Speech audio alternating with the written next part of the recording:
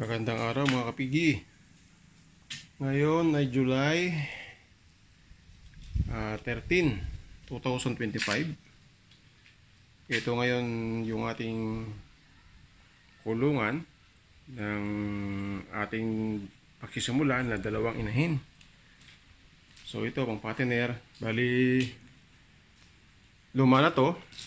Dati na tong kulungan ng aming baboy, pero dahil sa ESF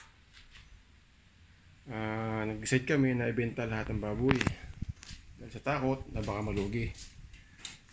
So ngayon mga kapigi, magsisimula tayo ulit. Mamaya papakita ko sa inyo yung aking dalawang GP na muling pagkisimulan, isang large white at isang GP landrace. Bali ngayon sila ay 5 months old na. 5 months old. Bali sila ay February 5 burn according sa aking napagbilihan na farm dito sa Cavite. Ito, konti linis pa mga kapigi. Ito nga pala mga kapigi, share ko lang. Ito yung bubong. Dati siya ayero, pero dahil nandito kami sa Agoncillo, ang bilis kalawangin ng mga yero.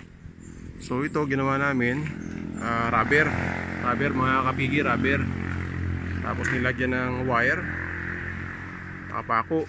Siguro naman mga kapigi magtatagal to kahit bagyuhin. Hindi naman siguro basta-basta malo to. At saka mga kapigi, hindi siya mainit. Hindi siya mainit kagaya ng yero.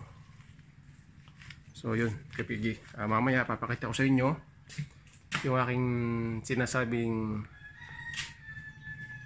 isang large white GP at isang landrace GP na inahinin mga kapigi.